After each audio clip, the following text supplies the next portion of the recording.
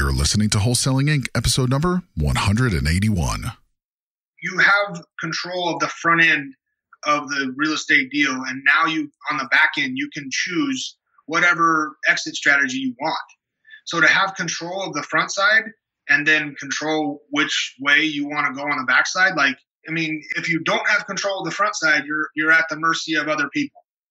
This is game-changing information guaranteed to raise your real estate wholesaling business with actionable steps you can take immediately to navigate the ins and outs of wholesaling and start making money today. Bam! Join us as we put our guests in the hot seat and dive deep to dissect their strategies for success to enable you to duplicate their results. Investor Grit presents Wholesaling Inc., the only show dedicated to making you a fortune in wholesaling with your hosts, Tom Krol and Cody Hoffine. Woo-wee! You're listening to another episode here on Wholesaling Inc. My name is Cody Hoffine. I'll be hosting today's podcast. And for those of you that might be joining us for the first time, what we're going to be talking about is a strategy called wholesaling. Now, what is wholesaling?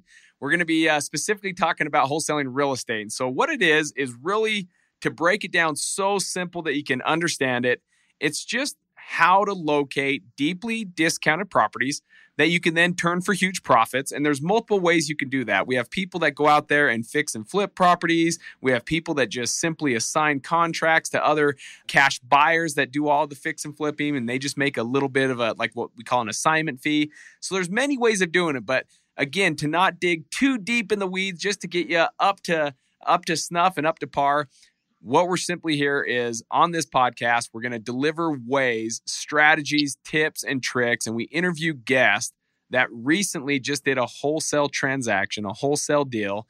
And they're going to share with you step by step how they did it so that you can adopt some of those principles and put into action and implement the things that we're talking about on today's podcast episode. So that's what this podcast is all about. It's to help each one of you get better in the game of wholesaling, which is just simply finding and locating these deeply discounted, most of the time off-market properties so that you can turn them for huge profits. So today we have Mr. Mike Whitehead, and he currently lives in Kansas City, and he's got a pretty cool story as he's visiting an Oregon right now family. Because of real estate, he's able to kind of go out and visit family who is in need at this time and be able to just walk away and things are going still. So it's kind of cool what real estate has been able to provide for him. But recently, he just did a big deal. And I won't talk about the money right now because he's going to share that story so we can get the victory bell ringing for him. But he just did a recent deal that will inspire each one of you because he's not even gone through a coaching program. He hasn't gone through our coaching program. This is just a gentleman that's motivated as all get out. And he listened to our podcast, implemented the things that were said on the podcast, and went out and started doing deals. And so we wanted to bring him on here as a guest to inspire each one of you and motivate each one of you to let you know you can do this. You can do this. There's so many gold nuggets that will be given during this episode. And get that pen and paper ready. Get ready to jot down some stuff. But without saying any more, let's get Mr. Mike Whitehead on here. My man, talk to me. How's it going? Good. So you're out in Oregon visiting, you said your grandpa who had a fall recently, and you're also grateful that you're in real estate doing wholesaling because you're able to actually drop things and just go out and visit. But talk to us, bring us up to speed about a little bit about you and what real estate's done for you. Yeah, so like you were saying, I just did a fairly big size deal, so have the ability to basically drop everything and come out and be around my family when they're in need. You know, it's a somewhat of a helpless feeling if you don't have that ability. If you got a 9-to-5 and you have an 83-year-old grandfather who didn't belong up on a 9-foot ladder in the first place, but was up there way and fell off and broke both his fib and really bad fracture for a gentleman over 80, to be able to drop everything and come out here and be around him and make sure that he's getting the care that he needs. That's a big deal. And so 2.5 weeks now, and he just actually got surgery this morning to have the halo taken off his leg. So I'll probably head back to Kansas City here soon. But just to be able to have that ability is huge, and to have that freedom, That's amazing, Mike. Freedom. I love the fact that you take it though, because not just does real estate create that, right? But you're still have the mindset to actually use what you've been blessed with some of these deals that you're doing to actually benefit and help your family, where it still would be, I guess, to why I bring that up is you're a good individual. Not only did you do some deals, but when family needed you, you actually took action and went to go visit them. It's not like, oh, sorry, I'm busy doing business. So you're a good man just for doing that. And I love it. Yeah. So, yeah. Talk to us. So what got you into real estate, my friend? What got you into this? Tell me a little brief history about you and what got you hooked on the podcast and why wholesaling? So I did my first deal in 2013. It was a flip. I did it shortly after I got my first real estate education back in the day. And, just like with this, I took action right away. I think it was 3 weeks almost to the day after I finished the first real estate education program that I got. And I closed on my first, on the buy side of my first flip, did the flip here in Roseburg, Oregon, and finished it actually in the middle of a move. At that time, I was moving down to Las Vegas. So finished the flip, made roughly around 30 grand, and was hooked from there. Did some stuff down in Vegas with mobile homes and notes and, note investing. Always knew about wholesaling, but never really looked into it until really recently. I would say basically the first of the year, the end of last year. And really what I did is I seen Tom on the Bigger Pockets podcast. From there, researched him, and then got hooked on the Wholesaling Inc. podcast. And I literally listened to it from number one all the way up to, whatever you guys are at now, 150, 160. And then went ahead and went reverse and listened back down. And I would say in the middle of going backwards is when I got this first big deal. And the deal came from Well, let's talk about this. I'm going to set this up a little bit for the listener. This is going to be great. So you're listening to podcasts, you get the bug, you start getting involved in wholesaling. So now to break it down, even to prep this for our listeners so they can kind of implement, no different than what you've done. Yep. Where did this lead come from to start this, like to prep them on understanding on how to get these leads? How did you get in contact with this lead? So this was a code violation list, a little town, I shouldn't say a little town, but it's a town next to Kansas City called Independence. And it had its own city hall and all that. So I didn't have to get any of the information from Kansas City or the county. This was its own city hall that I went down to the city hall, got in touch with the guy that did the code violations and the data entry. And I knew that I was onto something when I went down and met with this guy, and he was like totally like taken back on why I wanted this information and the fact that he's like, no one's ever asked for this. Like, he's like, I've worked here for 12 years and no one's ever asked for this before. So I knew right then that I was onto something. And so to be open and honest with or not open, I guess not honest. We're always here honest, but to be open with everyone on the that's listening today. What's great about this, the code violation, simply people that, I don't know if it's the same in Kansas City, like people here in Utah, if you have your lawn that's grown and it's now 12 inches high, you're going to get a tag by the city was a code violation, or your windows are boarded up. You're going to get tagged and fined by the city saying, hey, clean this up. And it's a code violation. Is that the same for Kansas City? Well, yeah, for Independence, exactly the same. And what, to go further with the story and the conversation with this guy, he actually took out, and maybe this was a bad thing, but I thought it was helpful at the time, but now thinking about it, it might have been a bad thing. But he actually took out the ones, he had the ability to take out the ones that were literally like a 1 month.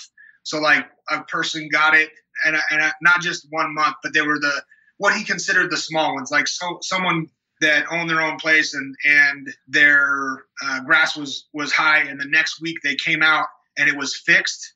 So they didn't even get a violation. They just got like a warning. He took them out.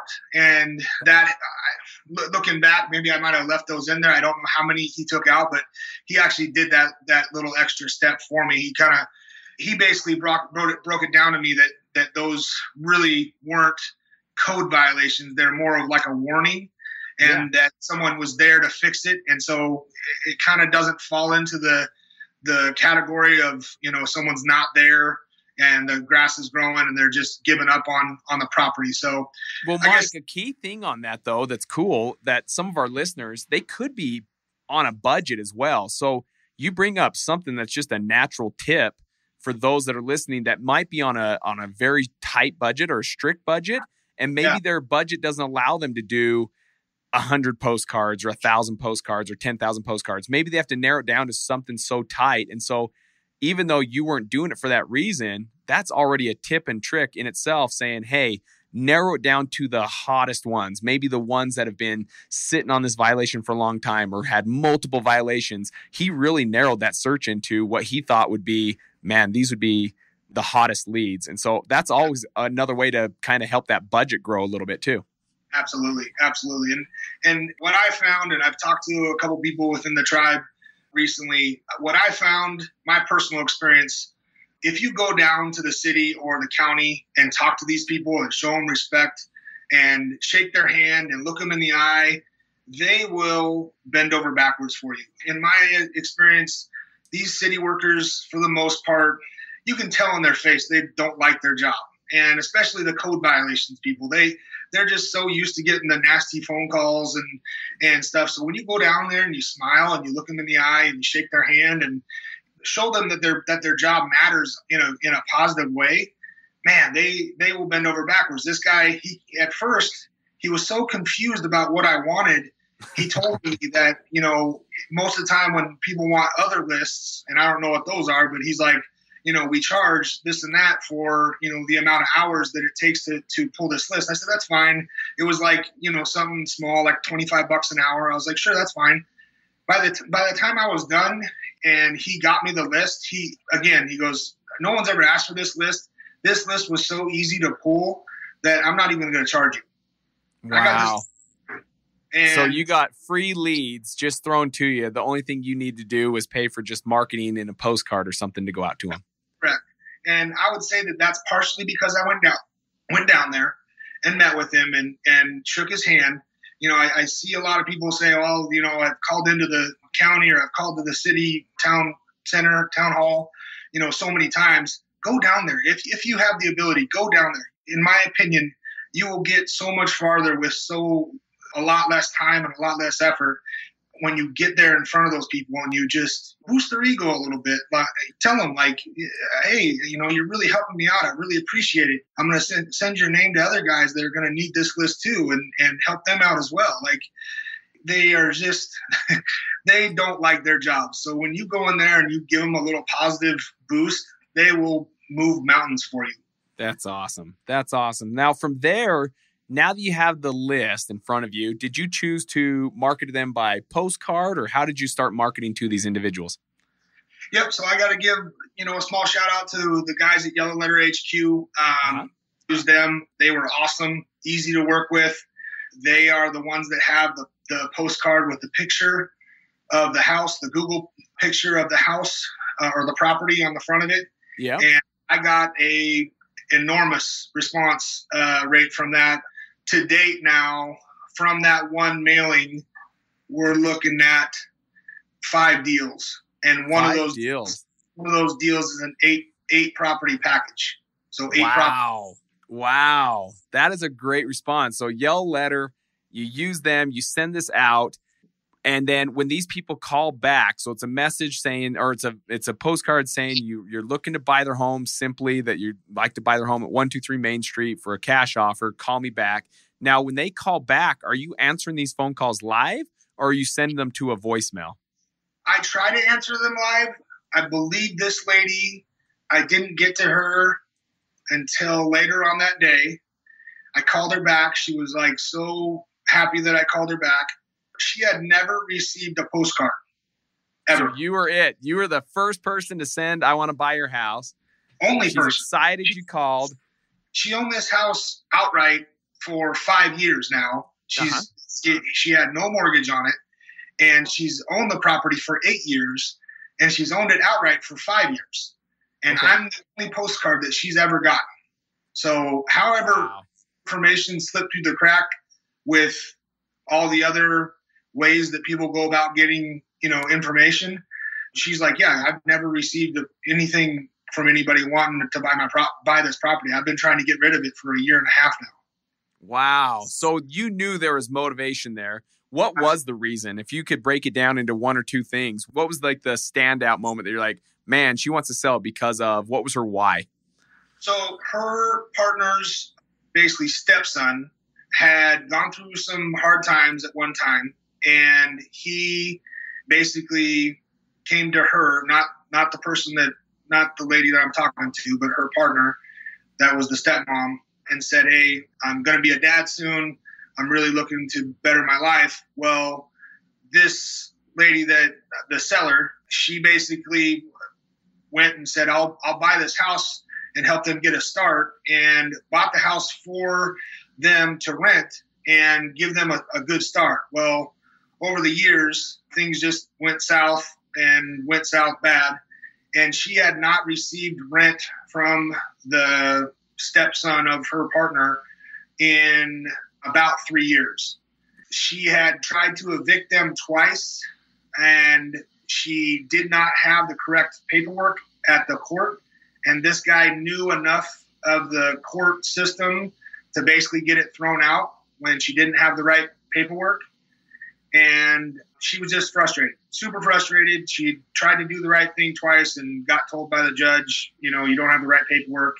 And she just was fed up. And so I knew at that point there's definitely huge motivation, and she's just ready to be done. Okay, so you go meet with this seller, you go sit down with her, you found out that she's really motivated, she wants to get out. Ultimately, when you're looking at this home, if it was all fixed up, it sounds like it might have been a distressed property. With it being fixed up, what were you looking at? Like, okay, if this home was all fixed up, it would be worth about, what did that number look like? So just over 85 grand. Just over 85,000. Okay. And as you're talking to her, and now you're talking numbers, and hey, you're making a cash offer, what were you able to put this home under contract for? $12,500. $12,500. So the reason I want to bring these up, these are some key things so you can start to look at for those of you listening, and you're starting to look at, is it possible? Can you get homes at a deep discount? And here's a perfect example of how you can get a home at a deep, deep discount. In fact, 20 cents on the dollar almost. So with that being said, yes, it happens. And it's because so many times you can be an answer to so many problems out there and be a solution to so many problems. And really, that's what you're selling. It's not real estate that Mike's going after. It's not real estate that I'm going after.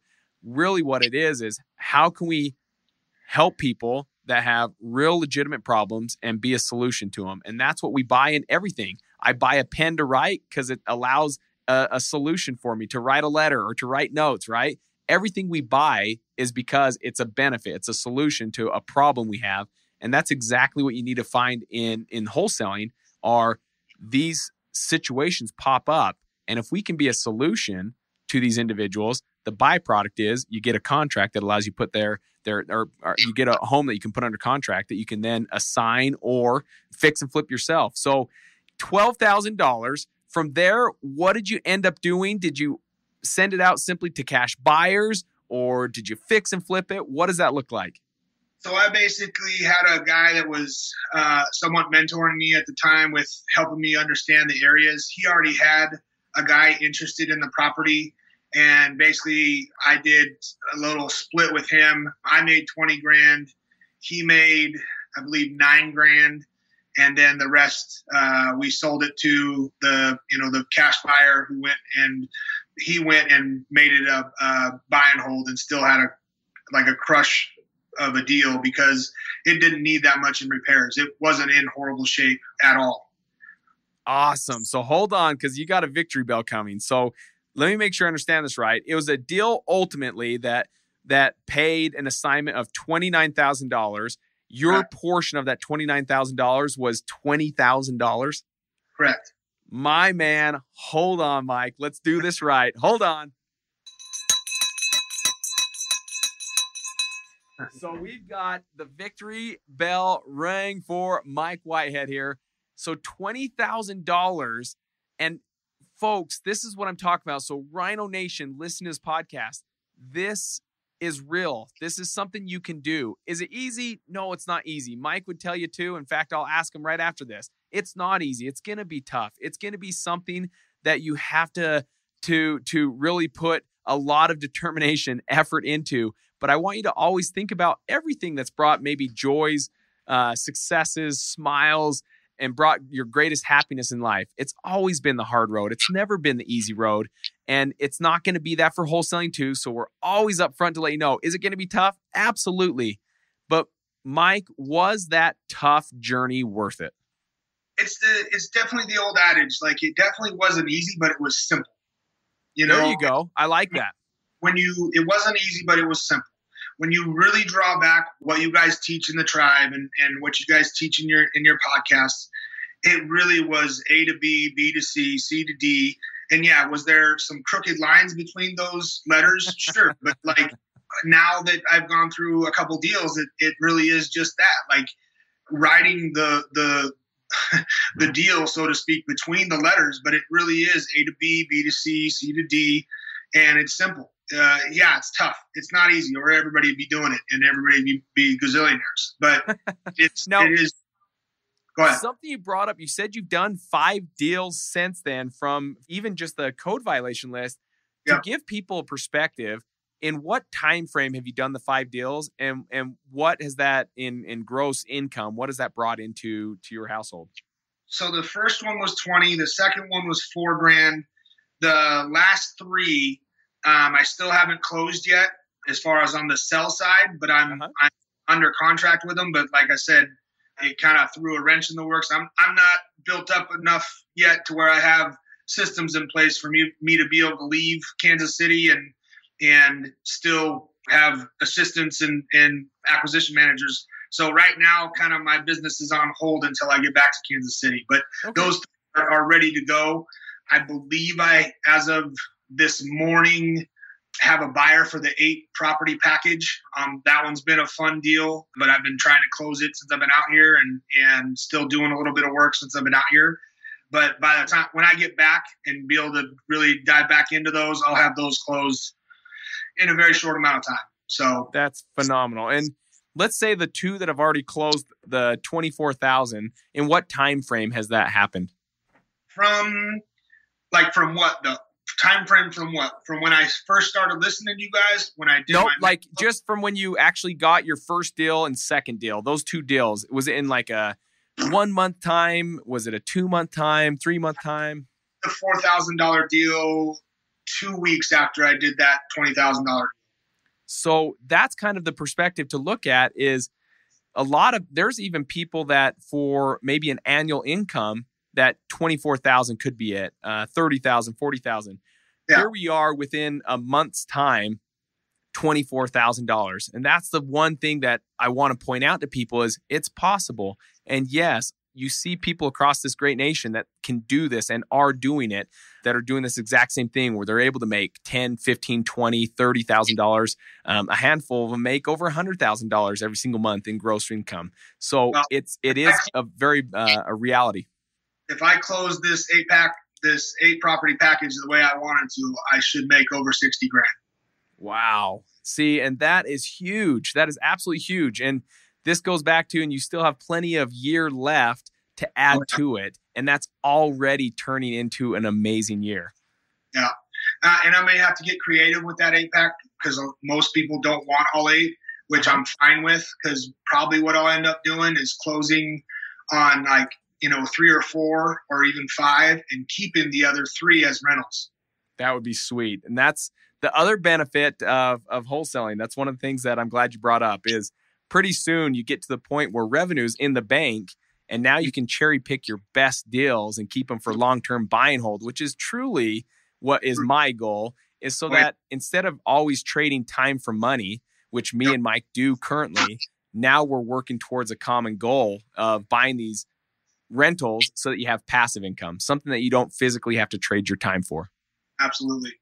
I love it. Well, Mike, my man, this has been an amazing episode. I'm glad we were able to connect and do this podcast because there's so many individuals out there that this is going to resonate with that are looking for a way of how do they escape the 9-to-5? How do they escape corporate America? How can they actually get into real estate? And I truly do believe, and I still am firm behind this belief, that wholesaling is the best way out there to get involved in real estate. Yes, can it go into other things? Absolutely. But your initial connection with real estate, I have found no easier way or better way than wholesaling. Is that something that you would second, or would you say it's something else? Absolutely. You can't, you have control of the front end of the real estate deal. And now on the back end, you can choose whatever exit strategy you want. So to have control of the front side and then control which way you want to go on the back side, if you don't have control of the front side, you're at the mercy of other people. And then you're at the mercy of other wholesalers or agents or whatever is going to help bring you that deal. If you have control of the front side, because that's really ultimately where I'm at now. I'm looking to bring on a VA. I'm looking to bring on acquisition managers. And really, now that I've done this a few times, now it's time to step back and just kind of learn how to scale it and scale it properly to where I've done it once. Now I need to do it 10 times in a month, 50 times in a month, and just scale it. So I love it. Yeah. Okay, brother. Well, always in closing, we like to do it the same way every time. And that is, if you could say one book that has been an inspiration or been help to you, what book would you recommend to our listeners here at Wholesaling Inc? I would say Simon Sinek, Start with Why.